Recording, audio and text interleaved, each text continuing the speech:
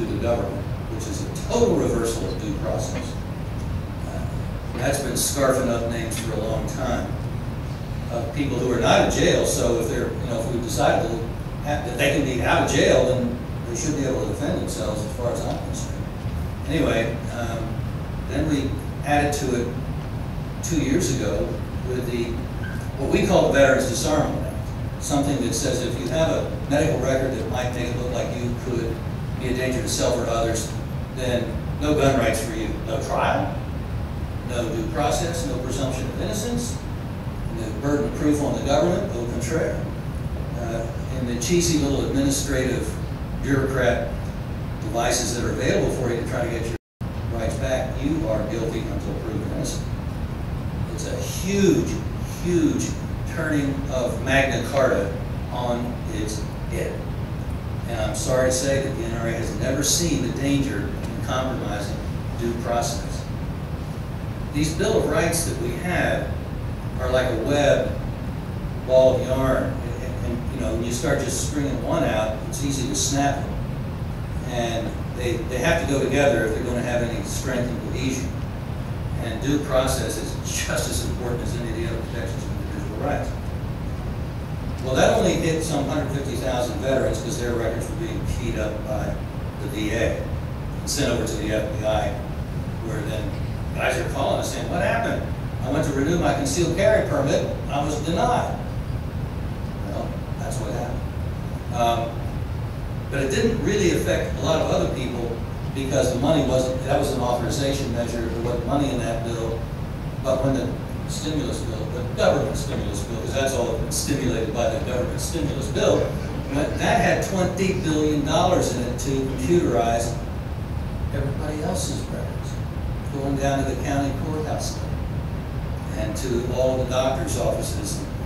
And medical insurance companies are asking increasingly and getting to know you better questionnaires. Do you have guns? I hope if you ever get one of those, you just lose it. It's sort of like the long census form. You just don't need to do that. Anyway, that means that if they socialize medicine, there will be no escape. All records will go in. And at that point, since government will be setting the rules for what kind of, how much cost of the insurance that we have would be, they could also jack up your premium. There's nothing in the legislation that would prohibit this. Your premium could go sky high because you're engaged in unhealthy behavior. The CDC has found that in the past, and the NIH is now exploring the same problem of the pandemic of guns. That's the way they play this game. The only way we're going to deal with these people is to send a new crop of congressmen to Washington armed with the zeros. None of these funds can be used to, I don't know, turn off the water on farmers in California. Or none of these funds can be used to enforce the Brady Law. It doesn't matter if Hussein likes it or doesn't. If it's in the Department of Justice appropriation bill that we zero out certain things about the DATF, and he doesn't like it, his choice would be to veto the appropriation bill. You mean we wouldn't have a DATF law? I didn't think we could do it that quickly. He'll sign it, believe me. He signed Coburn's amendment to a horrible bill. It wasn't Coburn's fault. He just knew it was going to go through. And he'd do it the same with that appropriations bill. So we ought to give him lots of appropriations bills. The pushback is really starting to happen. You all are talking about a firearms freedom law here. And so I don't have to tell you what that is, but well, should make too many assumptions. If the gun is made in the state, identified as such, and it stays in the state, no federal gun laws apply, period.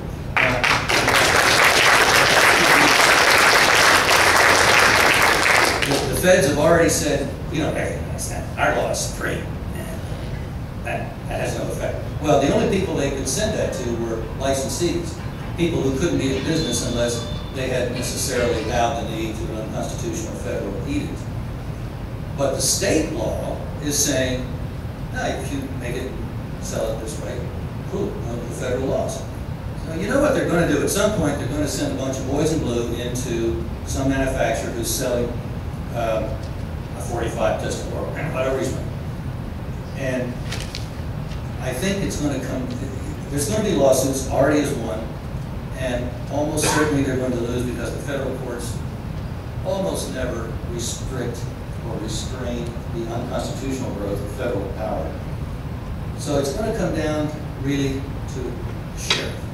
Is the sheriff willing to interpose himself between illegal, unconstitutional activity and the people that he took an oath of office to protect? I'll give you an example from involving another issue, but it shows what the sheriff can do. Now, apparently, the district attorneys of this state pulled a fast one a couple years ago. The gentleman, deputy sheriff, was telling me this last night. But in most jurisdictions, the sheriff is the supreme law enforcement officer of the county. For the last couple of years here in Oklahoma, it's the district attorney. Now that really ought to scare criminals. Anyway, the episode that I would refer you to show you how much hope we have in a full-body sheriff power comes from Tennessee, which has one of these laws on the books. A few years ago in Franklin County, rural county outside of Memphis, there was a fire in a barn. And there was a lot of powder and ammunition in that barn. The fire department was out there, even a couple of sheriff's deputies. And somehow the FBI gets onto this, and they come on the property and announce that we're here to take over the investigation. The sheriff's deputy said, "What? What investigation?" "Well, yes, there's ammunition, and we're here to take over the investigation." And they knew that their sheriff wasn't a real fan of Washington, federal agents. He had never taken any money from Washington, period. He would have a bake sale before he did that. And he did it, actually. He came right out, saw what was going on. And he said, "Well, if you fellas from the FBI really want to go ahead with this investigation, then I give you some of my office space, my building downtown." I said, "No, we're just here to take over the investigation." I said, "Okay, let me be a little bit plainer. You either get out of my county right now, or I'm going to put you in a 4x8 cell down in my jail."